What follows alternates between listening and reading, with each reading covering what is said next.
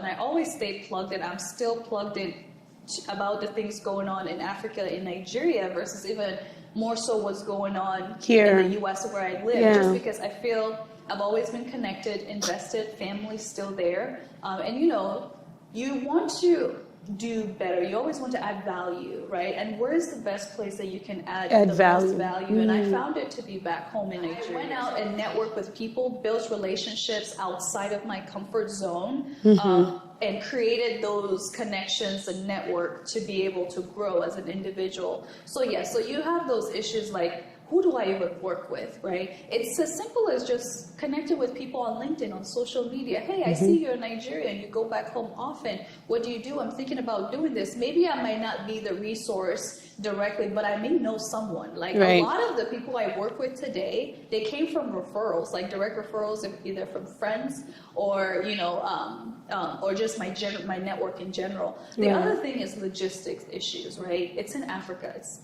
thousands of miles away, right? And we live in a world of Amazon Prime, same day shipping. I order it online, I get it today. And so now you have those issues where either, obviously, a lot of countries in Africa are developed. They have fine, comfortable shipping process. But it may not reach to the level or scale that you need to build an international business or, pipeline. And so those are the same thing. You build a network. How are these big corporations doing it? Because there are people in the middle of this pipeline that are making it work, right? And like this podcast is a good way to educate people. Like someone may stump on this video and maybe feeling that way. And like I say, like you have to try it. You have to put your foot in the water to know if it's hot or cold. Like experience it for yourself. And you want to put your money or your resources where you feel adds value. We come into this world, you want to make someone's life better, right? And you only know what you know, right? And for some people, for people like us, I know my home well, better than anywhere else that I've lived in. And I will put my resource there because I feel like that's what I choose to do. Because sometimes it's a choice thing. I can choose to invest in a whole nother country. And that's crazy, Faith. You say that you know your homeland well because you came here as a teenager. Right.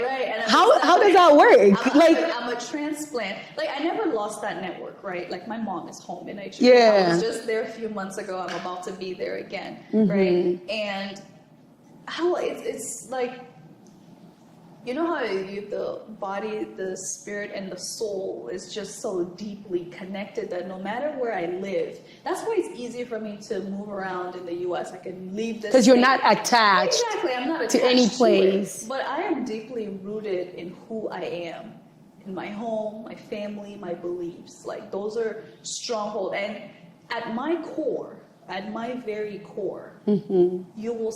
It all stems from where I'm from. Find it and start tapping into that potential. Whether it's talent or people, the better. The better, because this is gonna be the last thing I say, but I know that in Kenya, in Tanzania, in Congo, there are spaces where whether it be Europeans or Chinese have bought land and have started building in those spaces where I saw online one time, it was either earlier this year or the end of last year, where this girl shared their story where these Muzungus were saying that they couldn't go into that particular area.